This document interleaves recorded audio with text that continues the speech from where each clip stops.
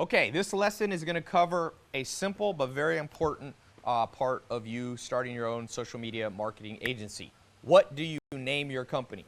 People ask me this all the time, logos, we're going to get into that, how to form your LLC, all that. Let me just say, in a simple video, one thing I recommend you do, kind of come up with a brand name as opposed to, and this is the #1 mistake I see people doing businesses, don't name the business after yourself. Don't call it, I wouldn't call it a Tai Lopez social media marketing agency. Why? Well, if you ever want to sell the business, right, you're going to sell it to another company. Well, that company knows that you're leaving when you sell it to them, but it still has your name attached. So that means either they won't buy it from you or they'll pay less money. And so I recommend you come up with more of a branded name around an angle. And when you watch the other videos, we have another video on like how to find your niche. So let's say your niche is you're going to go after cosmetic surgeons, or you're going to go after dentists, or you're going to go after pizza restaurants, pizza stores. I recommend you build your brand around that niche. Now, it might take you a little while to know that niche, but because you might need to experiment a little bit. You can always change the name of the company, especially at the beginning. So don't feel like once you pick a name, it's locked in forever. I'll show you how you can make your LLC a generic name. So your LLC can be like, like for me, it can be like my initials or something, Holdings. So it could be, TL Holdings or whatever you want to name. The LLC name is not necessarily the name the public has to see. You can do something called a DBA. DBA stands for doing business as. And you can change that over time. You can add that to the LLC. So I would pick a name in that niche you think you're going to pursue. So if I was going to go after cosmetic surgeons, I would call it like, cosmetic surgery client generator or something like that, or a marketing agency. And you don't have to have the word agency in it either. But I'm a big believer in names that have the benefit in it. I really think that for the most part, people are very busy.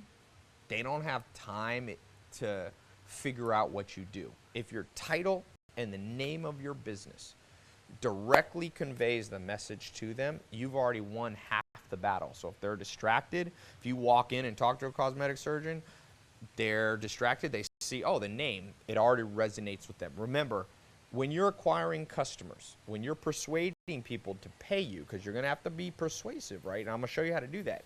You must remember that people, this one principle, and this relates to naming, people want to know what you will do for them, the benefit to them. And that's the most important thing. So the name, can be cosmetic surgery, moreclients.com. As dumb as that name, and I wouldn't really use that name, but if your website is that, guess what? Every cosmetic surgeon that recommends his friend who's a cosmetic surgeon, when they go to that website, you're reinforcing the benefit to them. So get a name that has a benefit. That's principle number two. Principle number 1, remember, was don't use your own name in it. Principle number 3 is you can change it over time. Principle number 4 is your LLC that I'm going to show you how to form.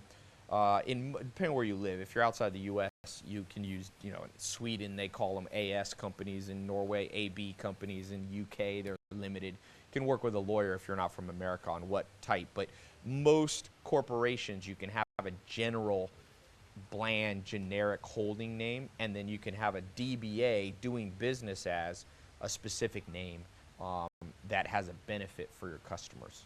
So, and remember, you can end up with more than one website.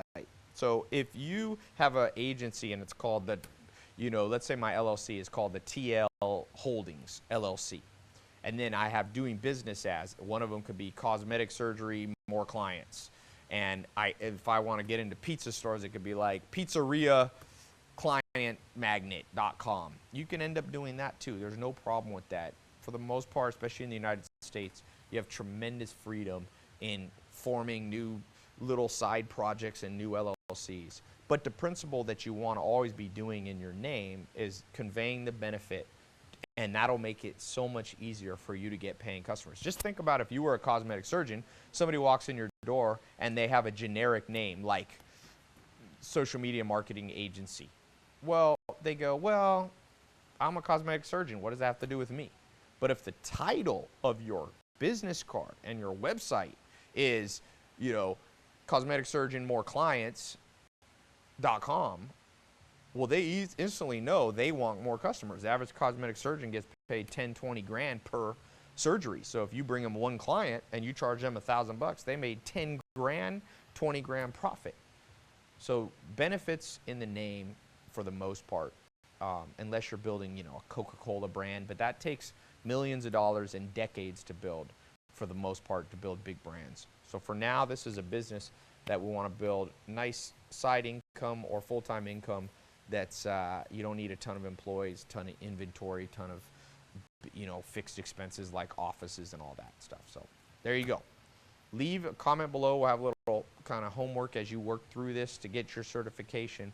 Start just brainstorming some names that you think might be good. Yeah, and there's some other questions below. Okay? So see you on the next lesson.